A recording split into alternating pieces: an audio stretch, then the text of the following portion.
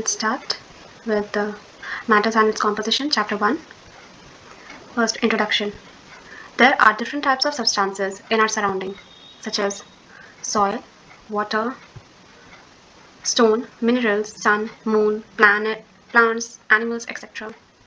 We also use immovable objects in our daily life. मतलब क्या यहाँ बोल रहा है कि हम लोग जो अपने सराउंडिंग में जो भी चीज़ें देखते हैं, जैसे कि वाटर हो गया, सॉइल हो गया, मिनरल्स हो गया, सन हो गया, मून हो गया, प्लांट्स हो या फिर एनिमल्स हो, या फिर कोई भी ऐसा चीज़ जो हम छू सकते हैं, या फिर इन्यूमरेबल ऑब्जेक्ट्स हो जो कि हम लोग डेली लाइफ में देखते हैं, जैसे कि book, pencils, pen, bags, shoes, clothes, cars, जो भी चीज़ देखते हैं, सब चीज़, या फिर लिविंग चीज़ जो भी देखते हैं, like plants and animals, some while some are non living things.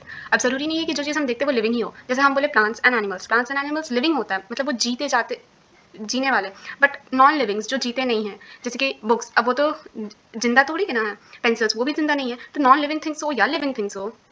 या फिर some are natural like minerals, कुछ नेचुरल चीज़ें होते हैं, जैसे मिनरल हो गया, एयर हो गया, वाटर हो गया, ये सब क्या है, ये नेचुरल्स है, ये कभी बनाया नहीं जा सकता है, ना कि ये लिविंग है ना ही ये डेड है, ये नेचुरल थिंग्स है. While some are man made things, अब जो हम बनाते हैं जैसे कि बुक्स हो गया, पेंसिल्स हो गया, हाउसेज हो गया, एक्सेट्रा, ये सारे सामान किस चीज़ से बने होते हैं? मैटर से बने होते हैं. In fact, the food we eat, जो खाना हम खाते हैं, the water we drink, the air we breathe and the clothes we wear, जो कपड़े हम पहनते हैं, जो खाना हम खाते हैं, जो पानी हम पीते हैं, सब चीज़, हर चीज़ मैटर से बना हुआ है. लेकिन अब तो हम मैटर बोल रहे हैं, आप सोच रहे हो कि ये मैटर क्या होता है.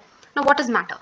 Matter is anything that has mass, occupies space and can be perceived by our senses. मतलब क्या कि मैटर एक ऐसा चीज़ है जिसके पास मास है, मतलब खुद का वेट है, वजन है, वो कोई सामान, कोई जगह, कुछ चीज़ ऑक्यूपाई करता है, मतलब कि वो जगह ले लेता है. जैसे कि अब ये बुक यहाँ रखा हुआ, तो ये कुछ जगह ले रहा है ना इस स्क्रीन का. यहाँ पेंसिल्स है, ये कुछ जगह ले रहे हैं ना, तो ये ऑक्यूपाई कर रहे हैं इस स्पेस को, जो ये स्पेस है. पर्सिफाइड बाय आवर सेंसेस, मतलब हमारे सेंस से वो पहचाने जा सकते हैं. जैसे एयर हम देखते नहीं है, लेकिन हम फील कर सकते हैं अपने स्किन के through.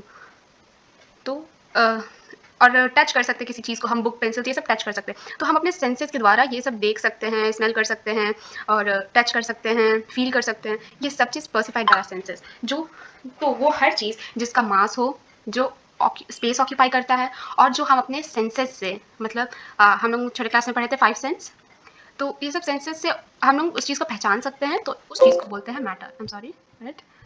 That means matter is not only that which can be seen or touch. तो ज़रूरी नहीं है कि हर वो चीज़ जो सिर्फ देख सकते हैं या फिर टच ही कर सकते हैं, वो चीज़ भी जो हम फील कर सकते हैं, but also which we can feel, such as air. Although we cannot see or touch air, but we can feel it, especially when the wind is blowing. अब जैसे हम बताएं कि ज़रूरी नहीं है कि जिसके पास मास हो और जो ऑक्यूपाई स्पेस कर रहा है, मतलब कि जो चीज़ हम देख पा रहे हैं वही चीज़ मैटर है. ऐसा चीज़ भी जो हम नहीं देख पा रहे हैं, बट हम अपने सेंसेस से उसको फील कर सकते हैं, जैसे कि एयर हो गया. हम जैसे आपको एग्जाम्पल बताया था पहले भी एयर का, वही. तो हर वो चीज़ भी मैटर होता है. जैसे अब हम एयर कब फील कर सकते हैं? जब वो ब्लो कर रहा हो, मतलब हवा बह रही हो. Does matter of only one kind exist? क्या मैटर सिर्फ एक ही काइंड का होता है? नहीं, ये गलत है. There are different kinds of matter, बहुत तरीके के मैटर होते हैं, जैसे वाटर हो गया, पानी, शुगर, चीनी, अल्कोहल, मिल्क, दूध, गोल्ड, कोल, कोयला, हाइड्रोजन गैस होता है, ऑक्सीजन भी गैस होता है, रॉक्स मतलब पत्थर. All have different kinds of matter in them. हर चीज़ के अंदर अलग अलग काइंड का मैटर होता है. A single material can be used to make different objects, such as wood is used to make chair, table, handle, cupboard, etc. Thus, objects made of matter can be of different shapes and size. अब objects होते हैं, अब यहाँ क्या होता है कि ज़रूरी नहीं है कि जो मैटर है वो सिर्फ सिंगल चीज़ से ही बना हो, वो बहुत सारी चीज़ों से बना हो सकता है. जैसे कि अब यहाँ पे वुड का एग्जांपल दिया है कि लकड़ी से हम सिर्फ क्या बनाते हैं, हम सिर्फ पेंसिल तो नहीं बनाते, पेंसिल भी बनता है लकड़ी से. सिर्फ चेयर ये तो नहीं बनाते, पेंसिल बनता है, चेयर बनता है, टेबल भी बनता है, हैंडल्स, पहले हैंडल्स बनता था, अब तो हैंडल्स लोहा का हो गया है, बट पहले हैंडल्स भी बनता था. कपबोर्ड, ये सभी चीज़ जो है वुड ही से बना है ना. तो वही चीज़ यहाँ बोल रहा है कि ज़रूरी नहीं है कि एक चीज़ से हम एक ही सामान बना सकते हैं, हम बहुत कुछ बना सकते हैं. अब जो मैटर से बने हुए हैं वो ज़रूरी नहीं है एक ही जैसे हो. अब चेयर है, पेंसिल, ये सब अलग अलग शेप्स में है, अलग अलग साइज़ में है, डिफरेंट. आगे पढ़ते हैं. है जिसमें हमें ये पता चला कि जो मास हम बोले कि जो मैटर होता है उसके पास मास होता है, उसके पास वो स्पेस ऑक्यूपाई करता है, और हमारे सेंसेस से पर्सिफाइड होता है. तो अब इन तीनों चीज़ को हम लोग प्रूव करेंगे कि कैसे. तो पहले हम लोग सॉलिड के बारे में बात करते हैं कि सॉलिड के पास होता है कि नहीं. अब सॉलिड में क्या किया हम लोग, फर्स्ट ये आप लोग रीड कर लीजिएगा, जो मैं बोलूँगी वही लिखा हुआ है एक्चुअली, तो मैं बाद में भी रीड कर दूँगी एक बार. ये जैसे हम लोग ने ग्लास लिया है, इसमें हम लोग ने पानी लिया है, जिसका लेवल कहाँ तक है, मार्क कर देती हूँ एक बार, इसका लेवल यहीं तक है, ठीक है, इसका लेवल यहीं तक है। और अब हम लोग इसको वेट बैलेंस पे वेट करेंगे। अब वेट बैलेंस क्या होता है, देखिए, टेक अ ग्लास टम्बलर, हम एक ग्लास टम्बलर लिया, उसको पानी से फिलअप किए, then put a marbles on the glass to measure the level of water. अब हम लोग को मार्बल्स इसमें डालना है, तो हम लोग मार्बल्स डालेंगे।